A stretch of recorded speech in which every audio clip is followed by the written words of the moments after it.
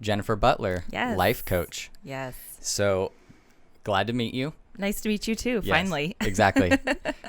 You're the first guest on the show that we haven't met prior to recording, so this is actually kind of neat. I feel kind of like Joe Rogan. Like bring people to me and we meet. Yes. So that's awesome. And what I remember from our previous conversations is that in your life coaching business, are you more focused on youth? Yes, I am. Okay. Mm-hmm. So go ahead and tell me about your story, Okay. like how you maybe got involved with this. Gosh. Okay. And because we have about an hour to talk. So, Yeah. Yeah. So my story really begins when I myself was a teenager and trying to figure out what it is that I wanted to do with the rest of my life. And roundabout way, I didn't want to go to college. I had a big interest in massage therapy, so I actually went to massage school, got my training in that. I spent a couple of months trying to find a job as a massage therapist because I wasn't ready to start a business. Right. And that just didn't happen. You didn't find the job right away. I couldn't find something that was right for me at the time. And so I had a friend that was like, "Hey, Jen, you like kids? Come work with me. I work at this group home." So I was like, "Sure. Right. Why not? I'll take the job." I'll take the job. Yeah. So I started working at a group home, in this specific group home. And do you know anything about the group home system, foster systems, anything like that? Very little. Very little. So they have a level rating system, and it goes, in California, it's 1 to 14. So like 1 to 7 or 8 is still considered like foster home care, and it just kind of how many kids are in the house. Okay. And then beyond that, you're looking at level like 10, 12, 13, 14.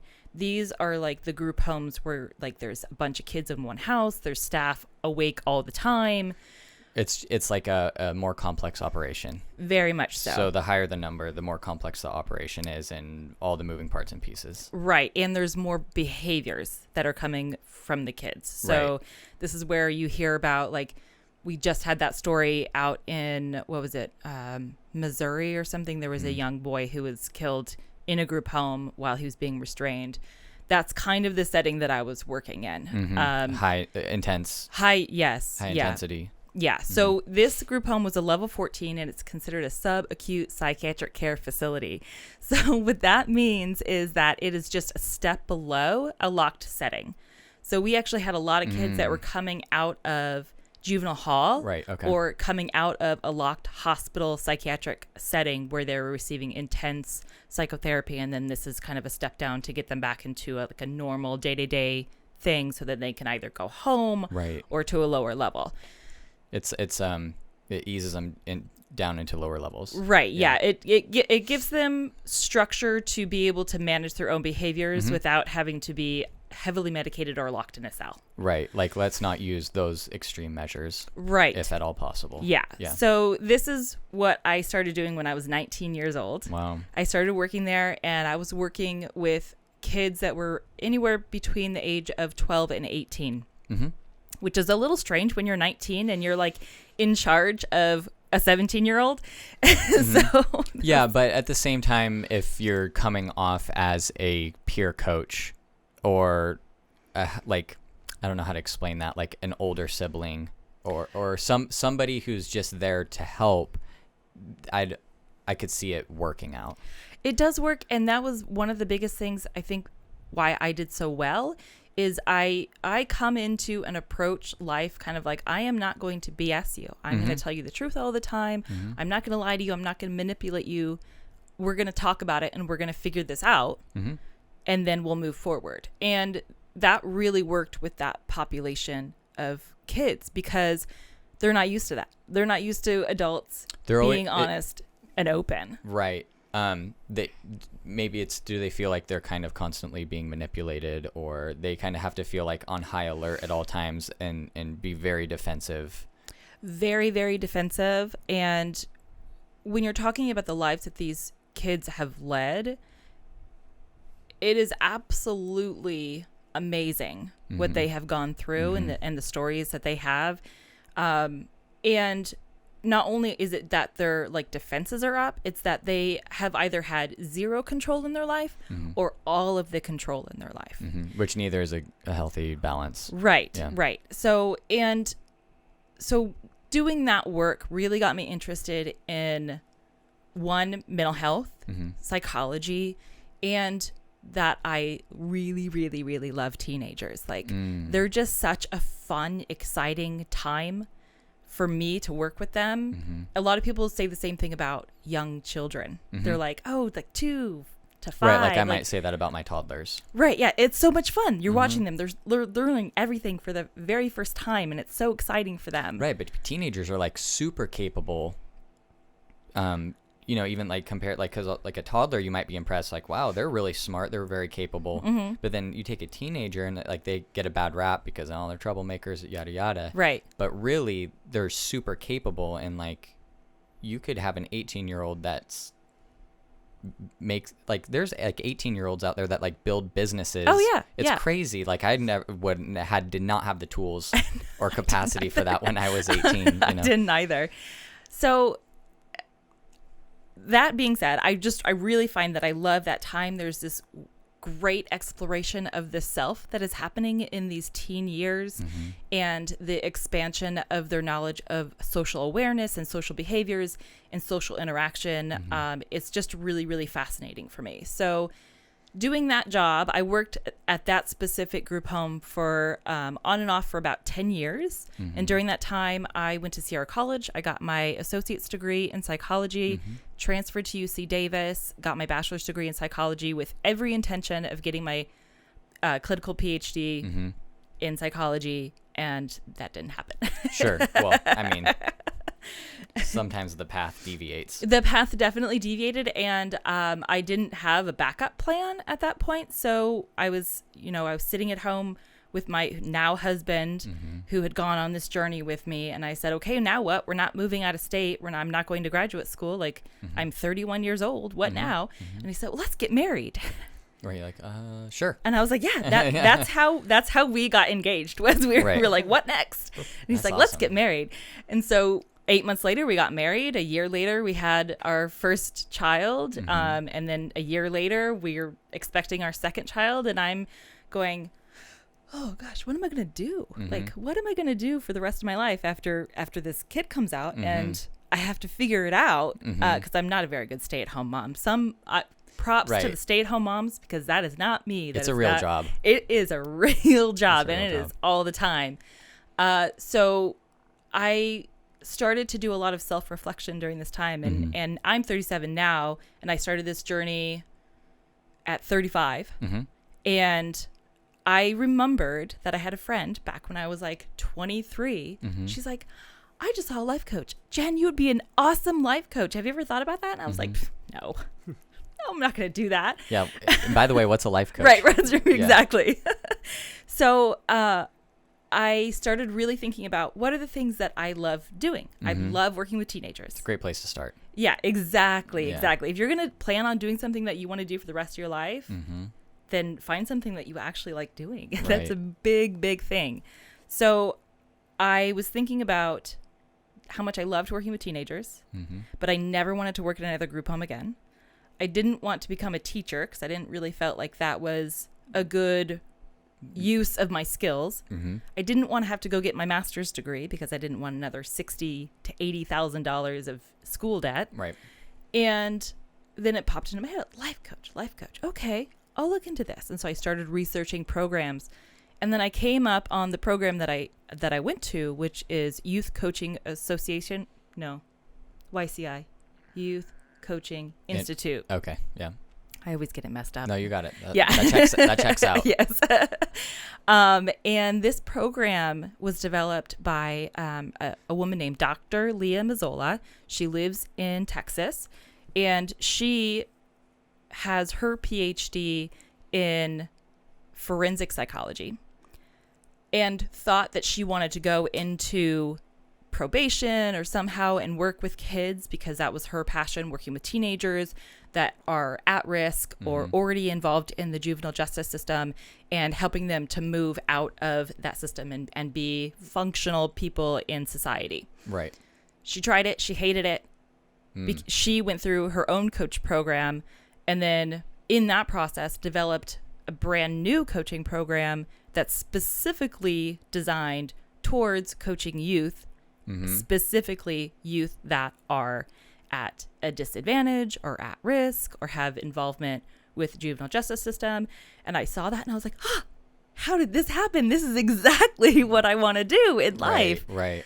So I jumped on it. I took the program. That was a 6-month-long program. Nice. At the end of that, I started doing my own coaching, and this was just last September. So September of 2019 was when I really started working and running my own business. Right. So it's still pretty fresh. Oh, it's very fresh. It's still exciting. It is. It's always exciting. Yeah. And I mean, there's always that stage before everything really takes off to where you're looking at the vision of it. Well, and the vision has changed. Yeah. Like so many times. And because I was really, when I first started, I was like, okay, I'm going to focus on working, with high school kids and kids transitioning into college and really focusing on that area.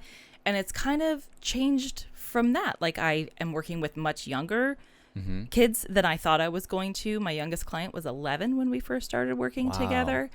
And I also have a lot of passion for working with parents who are struggling with raising their teenagers. So, and like podcasting, and I had a radio show for a little bit, and that was really fun. And I'm working on an ebook right now, and there's like all these things that are kind of going forward. The potential person that you work with has expanded since you started even 9 months or almost a year ago. Yeah. That's great. And it's an interesting idea of how there's a lot of people will just overlook the teenagers and the issues that come along with being a teenager.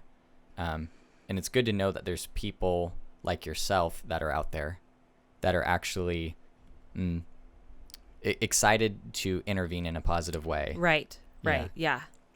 It's pretty interesting. I have this ultimate passion other than coaching, because it's ultimate passion. I love doing research, like actual research where people have like the peer reviewed research going on. And we need more of you. And I started doing research on adolescent brain development and like what is actually going on, because everyone's always talking about how like, oh, their frontal lobe is not fully developed, and it's not, till you're 25, and that's even that's if you have like the perfect scenario in your life. So some people are even up to 30. Right. But it's not just that your frontal lobe is not fully developed. It's what's developing. So literally when kids start going into that chemical change of puberty. So with girls, it's like 9 years old. Right. And boys, it's closer to like 11 or 12. But the focus shifts. And this is what is so hard, I think, for parents. The focus was previously on the family unit. That is who your people are. That is how you define yourself. Right. Is this is my mom, this is my dad, this is my family, this is who we are. An entire security system. Right. Yeah. And then there's this shift where the brain starts growing and making new connections to where their focus is no longer internal and on that family, but external on their peers. And that is how and when we learn how to be a good peer, a good friend, a good partner, a good anything with someone else is during this time period. And so that's why like in 6th grade, you might have a class or a segment of one of your classes that focuses on social interaction and stuff like that, because generally they're trying to like get it in the general time frame when it's becoming relevant to their mind. Right. And you see a rise in sports, getting involved in sports teams and doing those types of things. And there's this, because they can connect to this idea of being a team with their peers. It's a totally different brain process than being connected to people you've been around your entire life. And that's how like literally the definition of who they are was their family. And so now they're trying to figure out who they are in definition of the whole world and everyone around them. And you can imagine, if you thought about that, like as an adult, that's a that's a big thing. It seems so simple the way you explain it now, and as an adult looking at it and being like, oh yeah, that's just like how you develop, and and then you think back as to what it feels like, and you're like, God, it was so damn confusing though. It was. Because you don't know what's going on. Nobody's explaining these things. They're not saying, no parents are sitting down with their kids. No, there are. Right. That are saying these are the things that are going on and this is what's happening, and the extra frustration and all of this stuff that is going on in your body that you just are experiencing for the first time. And I think that's something that I'm so passionate about. Mm-hmm. And that's like when I talk about the parenting course, that's what I want to do, is educate parents to be aware of what's going on with their teenagers and their adolescents, so they have the tools to be able to coach them through this time. Right. So it's the tools. And do you run into having to not educate, but re-coach the parents on how to empathize with the teenager, perhaps? Yes. Because it's almost like at some point in the game we lose the ability to empathize with other people, because like life gets too busy to be worrying about everybody else besides myself, almost. Yes. Like I'm just imagining that's a common, I'll call it a trap or a rut. Yes. Because really, like, it's the ability to empathize with somebody, like, gives you like superpowers. It really does. It's like you can sell them something. You can, help them achieve something. You can make them feel better about something. And it's literally just the skill of imagining what it's like to be them. Mm-hmm. And it's so powerful, and it's really universal. It is, absolutely. And funny thing about empathy, something that you have to learn. It's not innate. Mm-hmm. And that's something that's learned very young, actually. So we talked earlier, I have two children. I have an almost 2-year-old and a 3.5-year-old. My 3.5-year-old has so much empathy in her, and I don't it's amazing. Like, mm-hmm. she just gets it.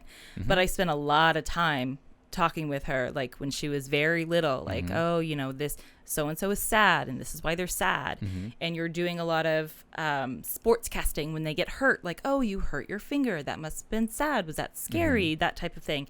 So that's how you learn empathy, and not everyone has that skill. Right.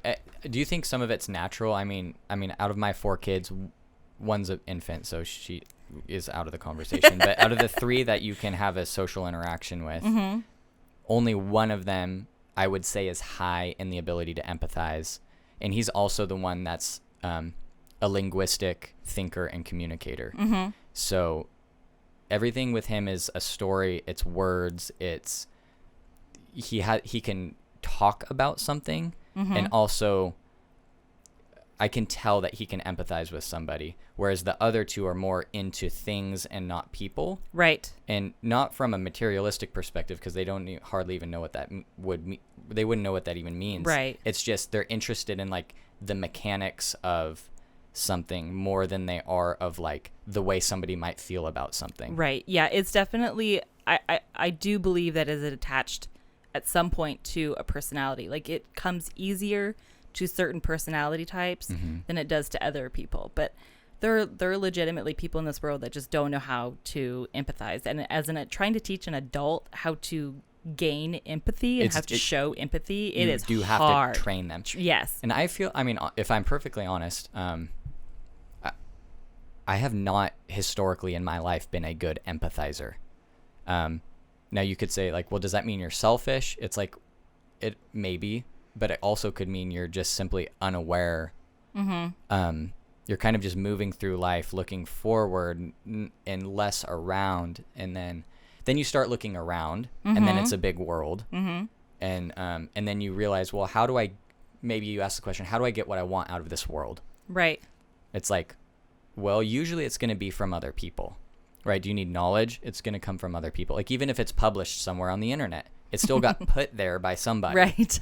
Do you need money? Other people have it. Mm-hmm. Do you need love? Do you need support? Do you need encouragement? Do you need teamwork? It all comes from other people. So after a while, if you've spent enough time looking around and not just focusing on your immediate self, mm-hmm. And even if you ask the selfish question of how do I get what I want, you'll realize, well, I need to get it from other people. Yeah. And then it becomes, how do you get it from other people? Mm-hmm.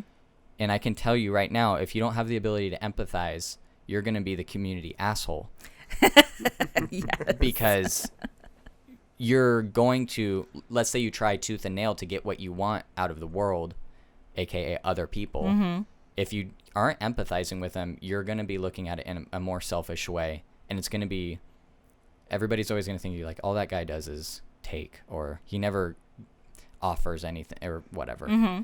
And that's probably been like a big, so then I guess what I'm saying is when I realized the power of empathy, I became conscious of it. Mm-hmm. And I totally agree. Like, it's like a learned skill. Yeah. Where it's like, wait a minute, I can come up with all these solutions to any problem if I stop for a minute and think about what it's like to be that person. Yeah. And then, so, you know, even if you have a conflict with your spouse or a coworker, and then you think about what it's like to be them, like specifically and consciously, mm-hmm. then you could be like, well, if I was them, what would I want? And then it's like, oh, wait, so all I have to do is X, Y, and Z, and that would, you know, theoretically please that person and bring them into a position of wanting to enter in some sort of mutual agreement. Right. So let me ask you a question. Mm-hmm. When did you have this first thought, like how can I look around and be more empathetic? It would have been, so I was at least 25. Mm-hmm. So I'm 28 now. So it happened in the past 3 years. And it started with something along the lines of, how do I get out of just being an employee for the rest of my life? Mm-hmm. Like, what is the way out of this? Because I want to steer the ship. I feel it inside that I need to steer the ship. Mm-hmm. So then after that, it became, well, that's great, but you know, I was at least smart enough to understand I just can't go from the dude who rows the boat to the dude who steers the boat. Like, there's a skill, there's a learning curve to get to the point where you're able to do that. Mm-hmm. And so probably I was like 26 or 27 when I really started to realize that, like, any person who's achieved great things didn't do it alone. Right. And that was the main kicker. And it was like, well, if they didn't do it alone, that means they did it with other people. And if they did it with other people, it means they harnessed cooperation. Mm-hmm. You know? So yeah. So like I was probably like 26 or 27. And then and I'm still working on it. Oh yeah. Lifetime. Lifetime. It's like to the point now where everything I do, you know, even as far as like getting like a guest like yourself on the show, how do it's like, if I don't empathize with you as the guest, I can't actually communicate properly to you all the instructions and all the relevant details as to where you need to be here at what time, what we're going to talk about, the essence of the show, what to expect. Like, because if I give you all of those tools, you can be here at 10 o'clock and we can start the show on time and everything goes perfect. Right. But if I'm like, oh, they just need to figure it out, like, they're responsible for themselves. You know, if they want to be here, they'll be like, you're just cutting off one of your feet. You know, you're not helping yourself by not helping other people. Like, you have to help other people in order to help yourself. And it's like, the way I think about it is, it's like co-elevation, right? To have a greater product or something that you would never be able to make by yourself, you have to work with somebody to create that product, and it'll be that product will be greater than the sum of the parts of the two people. Right. Yeah. Yeah. Absolutely. So, I mean, yeah, it's in practice now, and every day it's like, it's one of the most useful tools I have. Absolutely. Especially when you're not, like you said, you're not working in a bubble. Right. Everything you do and having a business and running a business, it's not in a vacuum. Mm-mm. Like, there's other people that have to be part of that. So it is a process every day of just learning and growing, and that's how we move forward. And that's like what I do with my clients is teaching them how to evaluate their own thoughts and then challenging those thoughts and what's going to get me to where I need to be and how do I do that? And that's the process. So is there some sort of, would it be possible to like have some sort of mental, because everything in my mind is visual. So I think of everything in pictures. It seems like you're one of those people. Yeah. So, so I'm thinking of like a pyramid scheme, almost like a Maslow's hierarchy of needs type pyramid, where, it sounds like the foundation of your relationship with your clients is getting them to be able, their minds to be malleable enough to change their way of thinking. So you're not trying to change their thinking right off the bat. You're trying to like evaluate, like, can I get you to be willing to look at things in a different way? It seems like that a lot of times might be the first step. I don't know. I'm asking. That is a step that even happens before I start coaching someone. So it's pretty easy for me to figure out if someone is even, the word is coachable. Right. And most people who are seeking coaching are coachable. Right. The harder part comes when you have family members that are looking for someone who's younger, who's not really ready. They don't think they need coaching. Why do I need to be coached? This like idea. Right. Like I'm looking for a coach on behalf of this person. That tends to not work out well. Yeah. It's just a different, I approach things differently in that essence. Right. So if I'm going to be working with, I have a parent reach out and they say, oh, I want you to meet my daughter. She's 14. These are the things that I see that are going on. And I say, well, okay, I need to have a conversation with her. Like, before she has to be on board, and I have to know that I'm going to be able to work with her. Right. And even beyond what you imagine happens when you're talking to a teenager, where they're like, ugh, this is stupid. I don't need any help. I don't know what you want from me. How am I supposed to know what I need to do? Like, blah, blah, blah. If there is one little nugget of like, oh, okay, I'm a little interested, then that's coachable. If they're interested in finding out more about themselves and how they can walk through life, then that's coachable.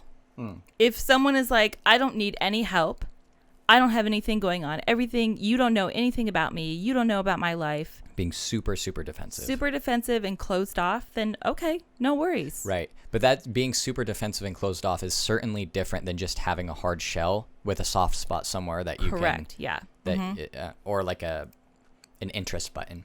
Yeah. Yeah. Yeah. At one point in time, I was doing, in one of my jobs, there was some sort of like high school field trip where they came into the office and we were showing them what we do and how we make this and that, and 80% of the kids were like just doing it because they didn't have to sit in the classroom anymore. Right. So you're like, okay, well, you're obviously disinterested in this. And it was interesting, and I know exactly what you're talking about. I was able to grab the interest of, like, let's say 3 of the students who showed up super disinterested. But something I said in my presentation along the way was enough to get them to like raise an eyebrow and be like, right. What was that you just said? Right. What was that? No, go back. What was that thing you just said? And it was like, oh, okay. Oh, now you're interested, huh? And it's like, then I, talk a little bit more about it, and they're like, yeah, tell me more. And so it's hard because you're never going to know where that interest button is until you find it. But they'll let you know. Oh, yeah, for sure. I mean, let's talk about when I worked at this level 14 subacute psychiatric care facility. For 4 years, I was the intake coordinator. And what that meant is the counties sent me all the paperwork, and we're talking like inches of papers that I would have to read. Yeah. And I would decide who I want to interview, and then I would go and interview the child. And our rule was we didn't take anyone into our facility without them saying they wanted to come. Okay. Now imagine walking into a juvenile hall and you're sitting across from a kid who's been sitting in juvenile hall for 6 months, who just has no interest in anything because nobody has shown any interest in them, and getting them to agree to go live in a group home with staff that were going to tell them what to do all day long, zero freedom, can't go anywhere by yourself, you need to work hard and behave, and now get them to say yes to that. Is it arguably less boring? I mean, I don't know. I didn't go to juvenile hall when I was a teenager. I'm assuming it's a hard sell then.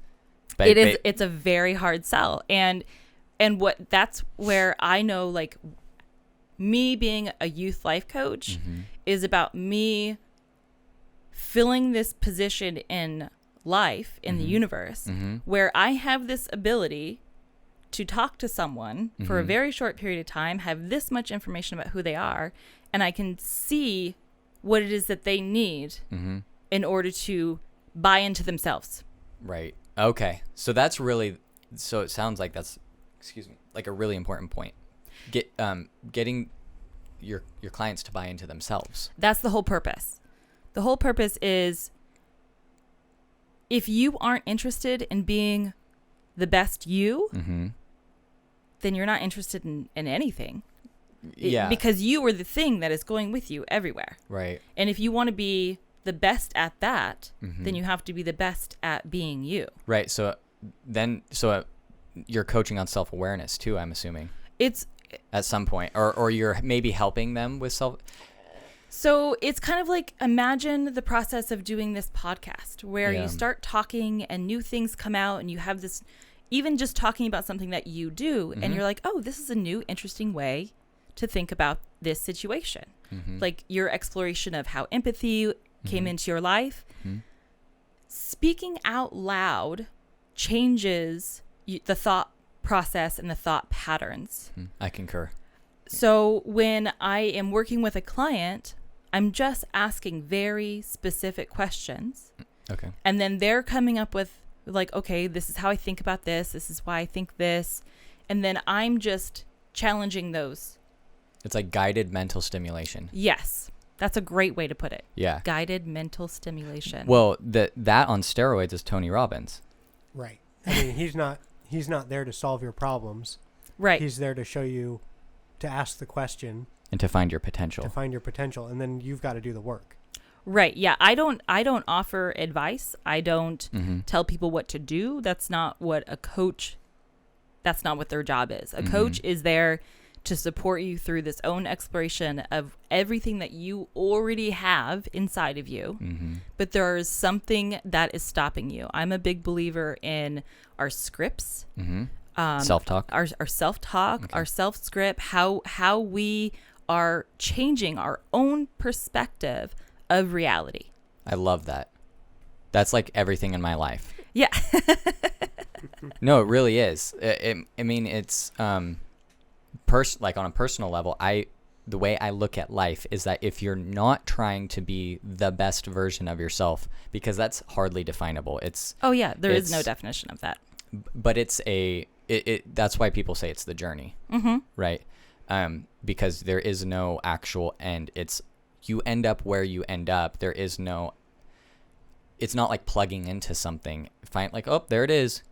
Right. It's like, no, it's just things play out in real time, but you just get to steer the direction. Right. And you get to have control of that. So I have a client that I'm working with right now who has a lot of, her internal dialogue is very negative because people have said a lot of negative things to her. And because she doesn't have this core value of who she is, that's what her value has become, is this negative things in her head.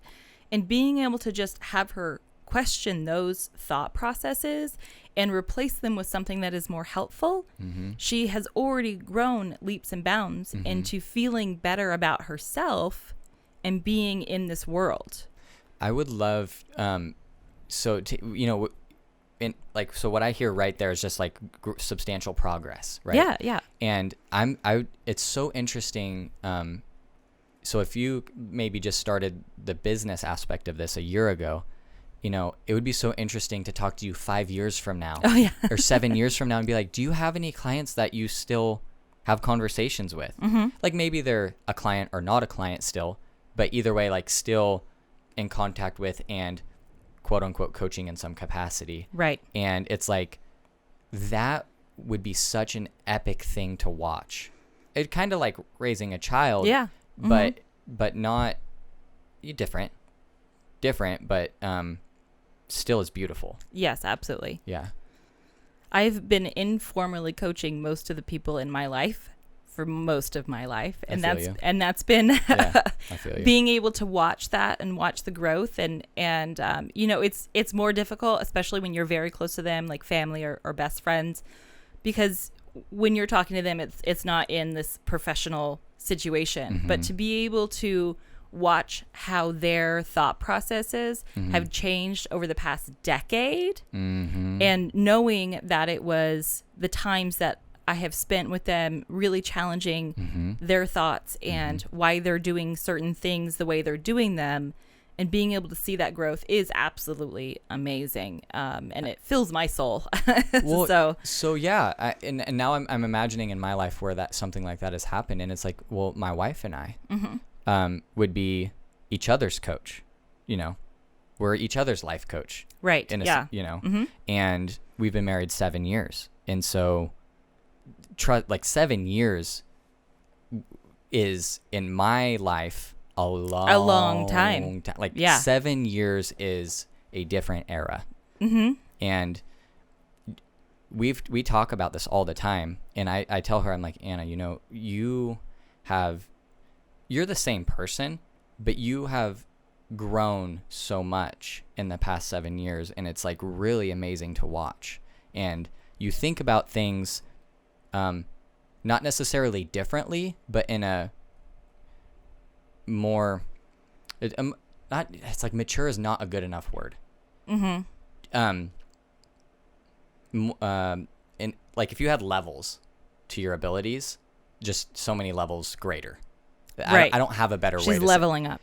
Leveling up. Yeah. It's like you still stay in your personality, you still stay in your modes of thinking and everything, but you're able to get over the obstacles so much easier. And there's so many walls that have been torn down that didn't need to be there. And then she'll say the same thing, and she's like, yeah, no, what you're saying to me is the same way that I think about you know? Right. And you know, I think all as a person, you know, as a human, it's like that's all you can really do. Yeah. You can only just try to be better than you were yesterday. Yeah, absolutely. And I think for you guys, having a large family, having a lot of kids, being in charge of other people's lives, there's two things that you can do. You can shut down or you can grow, because there's nothing else. You hear a lot of people in the entrepreneurship, psychology, you know, advice space talk about you have to do hard things all the time, otherwise you won't grow. Like some people will actually artificially impose difficulty into their life. Absolutely. Just to stimulate performance. Right? Yes. And so that might come in the form of like, I signed up for a coaching program that's like a little bit expensive, but like now they call it, it's like it's like commitment. It's like subconscious commitment, where you're like, well, now I have to really soak in this program.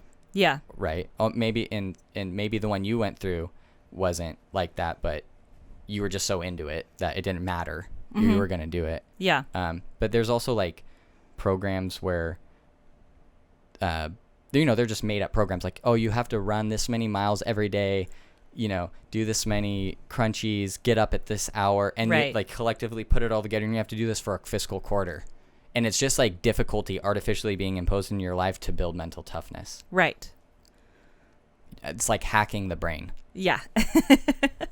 You know, but that's kind of like a different area of coaching, obviously, that you exist in. Right. So there's something similar that I use a lot in my coaching, and it's called acceptance and commitment. I use the word training, but it's an actual therapy program where what you're doing is just accepting that your brain thinks, and you don't have to commit to every thought. So you're saying, okay, I'm thinking this thought. Is it helpful or is it harmful? Right. Do I need to even put attention on what my brain is thinking? Because our brains, that's what they do. That's all they do. I feel like all day long. I think in my sleep sometimes. Oh, everybody does. You know? Yeah, everybody does, because your brain doesn't ever stop creating things. And that's all that is going on. So, and from our thoughts is how we get our feelings, and how, you know, like it's how we attach to the thought that creates the action. Does that make sense? Yeah. Yeah, because your thoughts are always firing. They're almost like the messages that are going from neuron to neuron or from like node to node. It's always buzzing. Yes. But when something fires and clicks, you're going to have I call it an emotional reaction to it. Right. Right. So it could be minute, smaller than you could ever measure the emotional reaction. And that's, in my mind, that's what I think of like subconscious. So here is the cool, challenging thing that I love about the brain. That little automatic emotional response is an actual act that your brain does.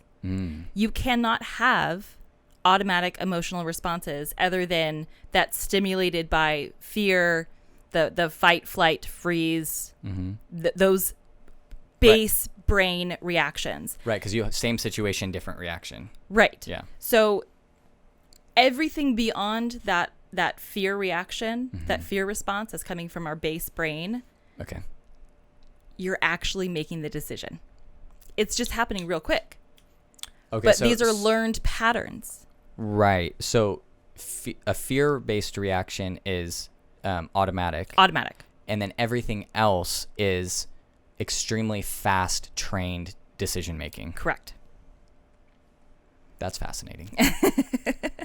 And I can see it. Yeah. Like, can you imagine the species trying to move forward without an automatic fear reaction? Right. Yeah. And there's so much amazing science that goes into just studying that my brain can't even like wrap around it. But right, in another life you'd be happy to be like a neuroscientist or something. Oh, yeah. If I had endless money and resources, I would just be a student for the rest of my life, and all I would do is just study. Yeah, I could do that too. Because it's so fascinating. Our brains are these magical machines that we don't really know a lot about yet. We're still learning. The fascinating thing that I learned, maybe it's not fascinating for everybody, but no, I'm just like, let's do it. The actual studies of the adolescent brain development have only been going on for the past 10 years. In the study of like research and brain waves and brain imaging, that's like 5 seconds in like everything else we've studied. Right. And at best. Right. Like, that started yesterday. So it's so amazing. Like all of us are walking around with a brain in our head, and all of us are having this experience of being a human, but we don't really know why or what's going on and how we are learning different things. Right. And a lot of people don't even understand this concept that our emotions are not automatic. They are learned from previous experiences. Our brains liked to group things together.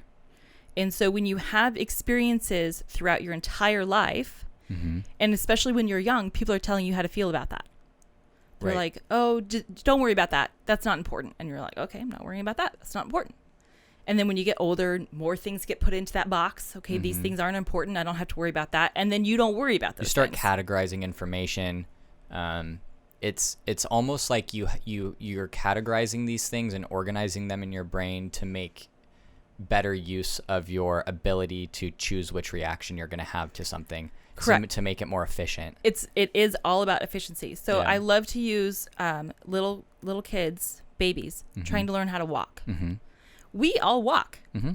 It's just a normal process. It's because our brains have been able to just have that memory where we don't have to think about it anymore. We're still having the thoughts. We're still having to send all the signals and all that kind of stuff, but it's in its little package, and that's where it lives, and that's just accessed. Right. So that explains, I mean, it really does explain a lot in terms of like growing a business. So yeah. So the way Charlie and I operate, I'm like the dude who's like always pushing forward, and it's just like, that might be frustrating to somebody. Like, can't we just do one thing and stick to it for a while? It's like, yeah, no, we are, but it's, the pattern is, if you're going to choose to do something new, fine, but get it tightened down to where it's a system. Okay. Now, once it's a system, we need to figure out how to delegate the maintenance of that system to somebody else so that we can move on to the next level of our business. Right. Right. But you have to put in the upfront energy. You have to invest that to build the system and to make sure, okay, this works so long as the person maintaining it maintains it. Right. And then you can, or even if you're doing it yourself for a while, because maybe you don't have the resources to delegate it yet, it explains why you're able to master a new skill, get it on lock, and then work on another one. And then a few years later, you're 10, 20 levels deeper. I think it's almost like learning math, right? Yeah. Like you start with basic arithmetic, and then you move on to more complicated arithmetic. Then you move on to basic algebra. Then you move on to intermediate and advanced algebra and geometry. And then at some point in time, if you keep going, you've done all the calculus classes, but that all. Can you imagine if like those basic levels of math had to be practiced to be maintained rather than simply remembered how to do them? Right. And it's like you could never jump from nothing to calculus 3, right? And it seems like a super efficient, design, Yeah. So, and that's how we learn how to do basically everything in our lives. This is a hot button word, but that's how we set up personal emotional biases is just through experiences that we are having in life. Our brains just love to organize things. That's how we keep everything together. It's how we access everything. And so you just naturally have biases towards different things. That's not saying that there is a bias with an emotional attachment, right. But you're boxing things up into different categories because that's how your brain does things. That's how it keeps everything clear and simple and easily accessed. And it's when we emotionally, spiritually, You're good. attach some sort of emotion to that category, that's when you've made a choice. Right. Okay. You're making that choice. And it's not necessarily like, today I choose to be happy. I love people who say that because it works for some people and doesn't work for other people. Like, well, you just have to fake it till you make it. Smile. Yeah. And I'm like, no, it doesn't work for everybody. Like, then I'm just faking it. And then I just feel like I'm fake. Like, that's right. So it's what I do in coaching is get down to like that base thing where you're really evaluating every thought that is like, okay, I'm being presented with this thought. What do I want to do with it? Right. Okay. So that takes slowing down. Oh, yes. This is where we get into mindfulness. And I'm horrible at meditation, absolutely horrible at it. I cannot sit still and be still. I have too much going on all the time. Buzzing, yes. Yeah. So when you talk about being mindful, when I talk about being mindful, it's really just like, okay, whatever is right in front of me at this very moment is what I'm going to be focusing on. Like I am sitting here with you in this room. I am not thinking about what I'm doing later or tomorrow or next week. I'm not thinking about what I did yesterday because if I was doing all of those things, I would not be able to physically engage at this level. I would be distracted. Something else would be going on. Yeah, phones buzzing, emails coming in. Right. Family members asking for favors. Yeah. Children needing food. Whatever. Yes. Yeah. Yes. Yeah. I listened to another interview that I did a while back, and I can hear my kids in the background. Right. I'm just like, this is really interesting. Yeah. But I was there. I was focused, and I wasn't trying to be present in another realm. Right. So I wasn't even aware that was going on when I was doing the interview. Right. Now, some people don't have, they have trouble with that. Oh, you know what I mean? I am that person. Okay. Got it. Yeah. When I go into a situation, and this is part of, I try to think of it as a superpower, and I know it's one of the reasons why I'm such a good coach, because I see and feel everything, but I can't turn it off. Okay. When I'm in a highly stimulated environment, I am like overwhelmed. Oh yeah. So it's you're like a highly sensitive. Yeah. Yeah. And that's not saying, if you're listening to this right now, I'm not saying that. In other words, like everything I'm going to say is going to offend Jennifer. It's that she has a lot of feelers out there. I have a and lot of senses a lot of feelers. things. So she's highly sensitive. Yeah. Yeah. And okay, so next I had one question floating. Okay. You're talking about the mental boxes. Yes. I would imagine part of your coaching could be coaching people through the concept that the boxes don't have to be permanent. They can be you can put things in different boxes, or make it so that the boxes can be torn down and the contents can be worked with fluidly.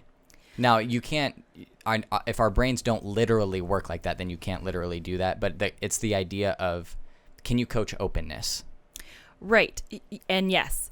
So I use boxes is just like another great example is card catalogs.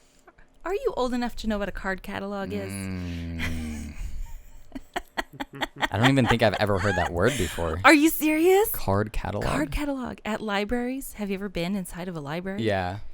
Card catalogs. Before there was computers, we had big boxes that were filing cabinets that had little index cards. Oh my gosh. With the names of the books and the aisle where you could find it.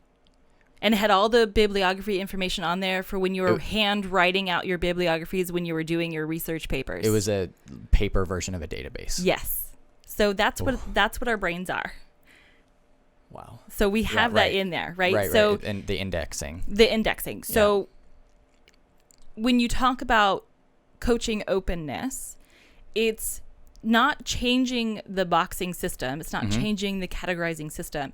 It is changing the emotional reaction that we put on that system. Right. Like index folder XYZ. You don't have to have a negative reaction to that. Correct. Yeah. But now it's not to say, like you were mentioned earlier, you can't just say, well, just be happy. Yeah. It's like, okay, what? Yeah. It's like just hit the ball. It's like learning to walk. Yeah. So it's like you can't just say, hey, just walk. It's just like, walk. No. You have to really, really try and focus on the positive aspects of this and try to look at, I don't know. And even differently, if you really look at it, and you guys have lots of kids, so it's really easy for you to access this. Learning to walk starts with learning how to roll over. Yeah. Yeah. Okay. So you have to go back to the very beginning and figure out why it's there. Walking requires so much awareness of your body. Coordination. Yep. And what is a baby learning when they're learning how to roll over? Just the first bits of coordination. Right. That's when learning how to walk That's just shifting starts. weight around almost. Yeah. And then they graduate to like shifting their weight and pushing so they can do it faster. Right. Yeah. Or whatever. And then there's the scooting and the crawling and the pulling themselves up and the standing. And then you get into, I can move my feet while I do this and control my body. Because here's another fascinating thing. Love research again. If you take a newborn baby, newborn, like hours old, and you stick them in a pool of water, they will walk. Like they'll move their legs. They will move their legs in a perfect walking motion. If you put a treadmill underneath and their feet, right? It's just that babies can't support their body. They don't have the full control over all of the different aspects. But the walking motion, they know what that is. Right. But as humans, we have the mechanical design. Correct. Where it's like, if you're going to exert energy physically, but you don't have the coordination and support to walk, get put in a weightless environment. It'll be pretty natural for you to exert your energy, and it'll be in like a walking format. Yeah. So again, brains are magic. So it's everything. So if I'm gonna like tie everything we've talked about so far into one little bundle, it's that everything is like working a muscle. It's your mind, it's your body, it's your emotional, your capacity to appropriately emotionally respond to different situations. And I think about like if you if we submit a proposal to a potential client and it gets rejected, it's like when that's happened in the past, I've called up Charlie and been like, hey, they went with somebody else, but let's look at it this way. just in doing like this particular proposal, we've learned X, Y, and Z, and now we can apply that to next time. And we've also like acquired A, B, and C, you know, and so then that's literally all we focus on is the positives.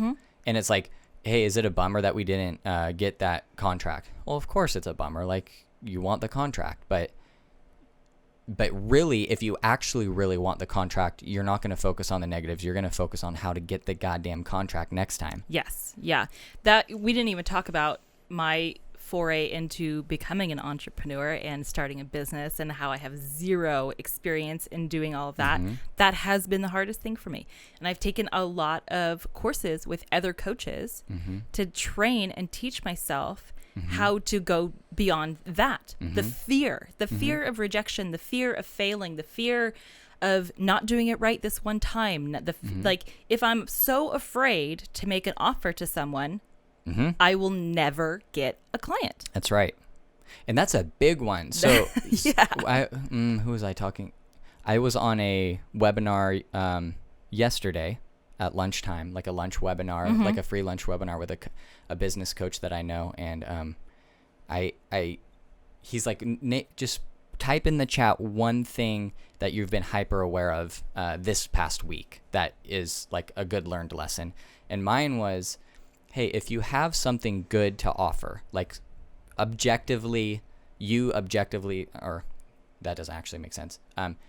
It's as close to objectively good as you could get, right? So in your opinion, it's like, this is a really good offer. It's your duty to call the person up who that applies to and make them the offer.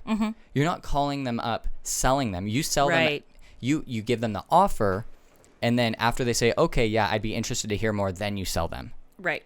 And it doesn't have to be slimy, right? The other thing is, making an offer is making an offer. By making an offer, you're saying, hey, I'd like to help you in this way.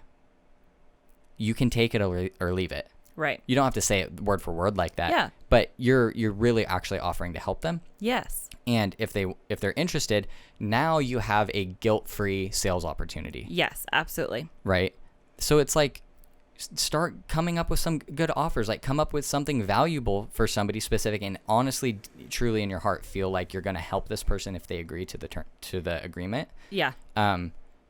Then it's now your duty, because it's like, okay, if you want to get really meta, it's like, what's the point of life if you're not helping other people? Right. Right. Yeah. That is exactly how I had to learn how to approach getting new clients, and either reaching out to them or when they reach out to me, and not being stuck in I'm going to do it this specific way and I have to make it happen just like this and this. It's just, nope. I have something that you could benefit from. Let's see if this works for the both of us. Right. Is this going to be mutually beneficial? Right. Should we even work together, kind of thing? Like, I don't go into meeting someone new just always assuming that this is going to be right and I have to get this client. Right. It's just, here it is. Here's my offer. Here's who I am. Here's what I do. Is this in line with what you want? And then we move forward, or we don't. And it's even stronger if you happen to be able to somewhat accurately assume what their pain point is. Yes. Right. So that worked out really well for us recently. It was like, hey, we need X, and the other person, from an outside view, we were like, well, it really seems like they need Y. That's an assumption, but it seems accurate. Let's call him up and see if he really needs Y. Right.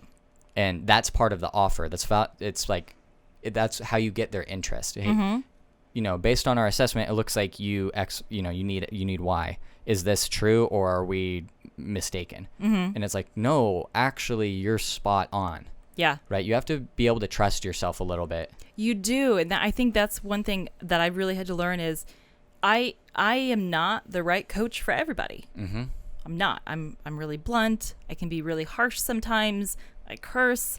Like, there's all these things that are not going to be in line with someone else. And that's important. It's important for me to be able to present me as me.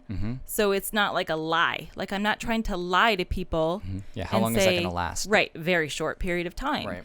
And I think a lot of people have a hard time with that, being able to be so in tune with being okay with just being who they are and being okay that not everyone is going to be on board with it.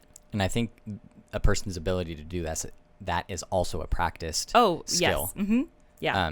It's like you become aware of the fact that you need to work on yourself, and then you start practicing, and it's like, okay, now we can start making some good improvement. It always starts with awareness. Always. Yeah. I've worked with multiple clients of mine where they have like this thing they want to stop doing, and it's like, well, just be aware of it. We're like, what? Yeah, start with awareness. Right. Take note of every time you think this thought or feel that feeling. Yeah. Just take note. Tally it. Maybe. Don't change it. Yeah. Don't try to change anything. Just make a note of how often you're doing it and when you're doing it, and then we can talk about that. And then we can talk about what you think it's coming from, where you think it's coming from, how you could change. Yeah, people are really impressive too. Like if you did that on like if you had a Friday rotation where every Friday you talk to this client, by the next Friday after assigning them that, let's say that's their assignment. By next, we call it homework. Homework, yeah. Literally 7 days later, you'll get on that coaching call, and they'll be like, "Wow, you know what?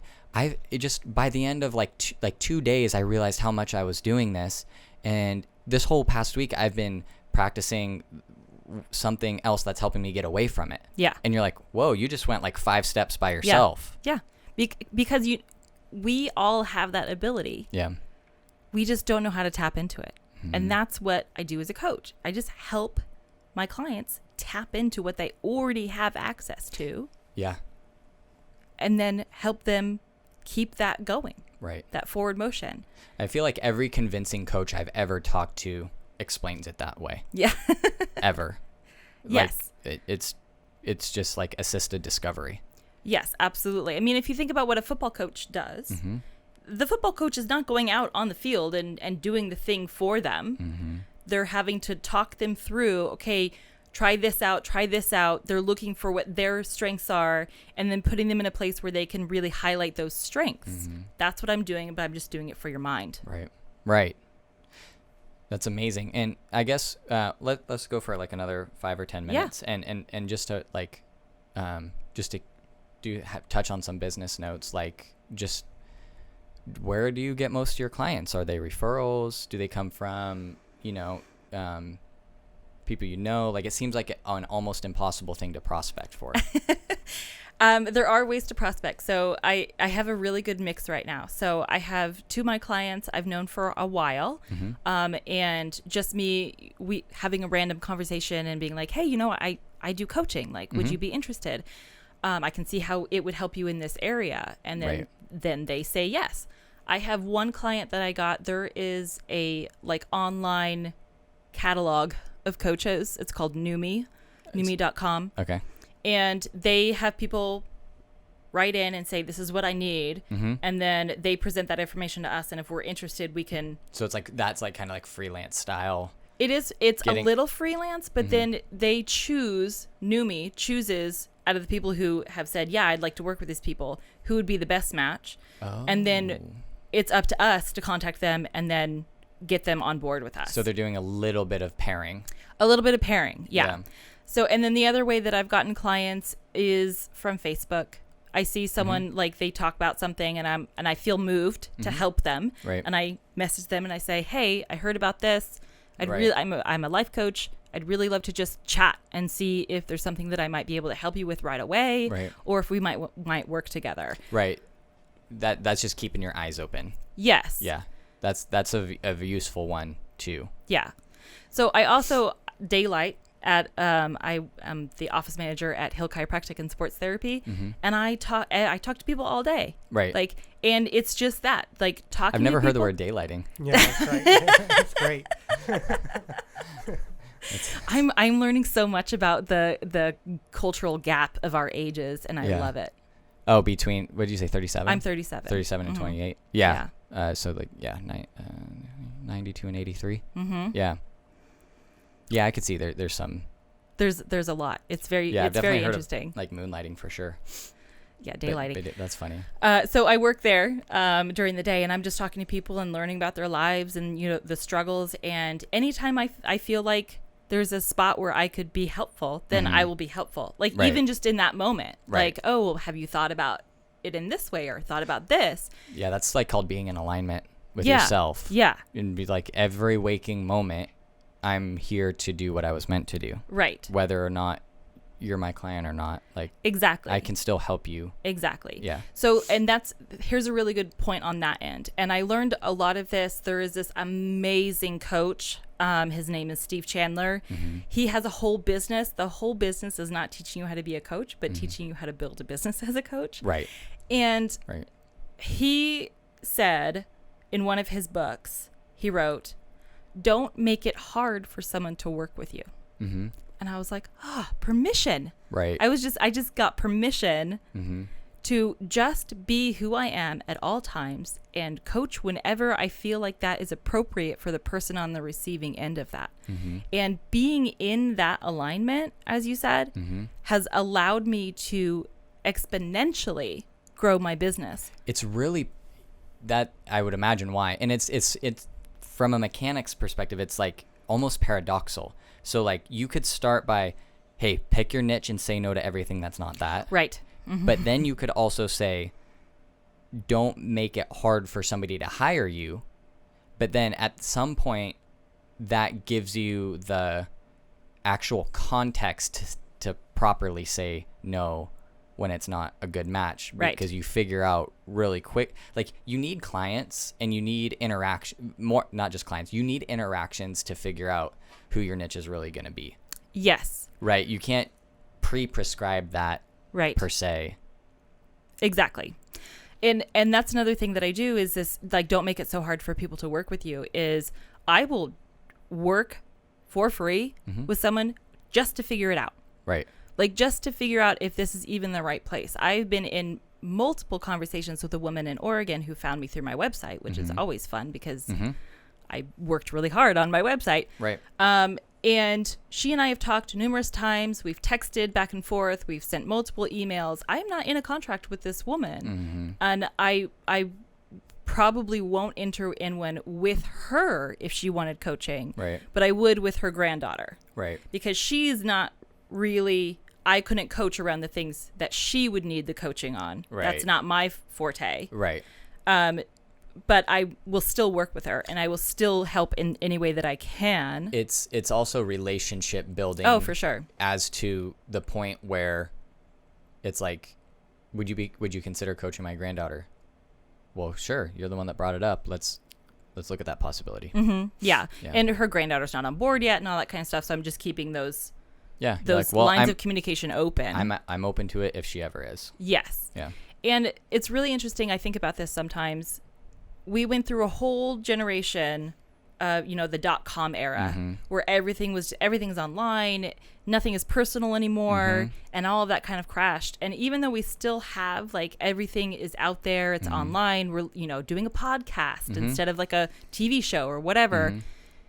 The personal interaction that everyone is having, and that personal feedback, the personal references, that's coming back stronger than it has been in a long time. Yeah. It's like when we started our meetup, it was like kind of perfect. Yeah. In 2018, it was almost like, whoa, this in-person thing is huge. Like, social media marketing has been huge, but if you compare it right with, let's say, seminars or meetups or podcast, like, because technically this is networking. Yeah. If it hasn't always been, but since this is the first time we've met, like, okay, bink, new connection, Yeah, exactly. And that's what I am trying to approach my business and being an entrepreneur. Like, and I talked about fear of failing. I have redefined what failing is. And it's not that I don't get it right this one time. It is only failure when I give up. Yeah, it is only failure when I'm like, not going to do this anymore. This is not happening. And that's just not an option for me because this is who I am. Right. So I can't fail at being a coach. If I have one client, I'm not failing. Right. Like, that's winning. Right. So yeah. It's so amazing how perhaps 30 or 40 years ago, this way of thinking in business was like held secret. Yeah. And now it's just like widespread. Like if you want to be an entrepreneur, you're free to try it. And you're not, I mean, maybe some people will look at you sideways, but probably not like 30 or 40 years ago where it's like, what are you doing? Right. Like, what is all this nonsense stuff that you're talking about? Just go get your paycheck. Why? Yeah. Not yeah. complicated. Yeah. Guy, so. And on that end, my husband works for UPS, and he's worked for UPS since he was 19 years old. And his whole purpose of taking that job was to have a good retirement and good health benefits, which I reap all the time. And I love that. Sure. And that's how he has decided he lives his life. He works 20 to 30 hours a week. He's able to support our family, and he gets to spend all that other time. He spends more time with our daughters than I do, like one-on-one. He loves caring for them. He likes, to be outdoors. That's where he finds his passion in life. Right. And I think that's also amazing. I think that there are some people that are fit for that rather than trying to go out and be an entrepreneur. Yes. I tried before to start other businesses, but I was not totally 100% invested in it. And I am not someone who is motivated by making money. Like that's just not on my motivation level. Yeah, it's not. It could be used as a motivator, but it's really not the best one. Yeah. I mean, there's some people that are super motivated. People who are like hardcore sales. Right. They are motivated by making money. Yeah. Yeah, some of them are positioned that way, though. It's like they actually won't make a dime. Right. If, and it's like, okay, that becomes an extreme example. Yeah. Which is like, no, it's necessary to get somebody to buy something. Yeah. But I think we should wrap it up. Yeah. And I'm really appreciative that you came on the show and took us on a journey of the mind. And, I really, just by hearing you talk about, all of that, I think it really is evident that you're fit as you're made to be a life coach. Yeah, absolutely. Yeah. And for anyone who's listening who is, older, I'm not considered young in like starting a business. I'm 37 years old and I'm just starting this out. And that shouldn't stop anybody. Right. If like the 20-year-old life coach is that what you're like? I just mean like if someone's thinking like, oh, I'm in my 40s, I can't just like start from the ground up. Sure you can. Yeah, right. If you have something that is just so aligned with who you are, do it. Find a way to make it happen. Yep. Absolutely. Well, how can people find you online? I have my website. It's Jennifer Butler LC as in lifecoach.com. Okay. That's the perfect way. All of my links are on there. I'm on Facebook, Jennifer Butler LC. I am on sort of on Twitter and Instagram. Occasionally I'm there as Youth Coach Jen with 2 N's. Perfect. So, yeah. All right. Awesome. Thank you for being on the show. Absolutely. Thank you. Awesome. Let's do it.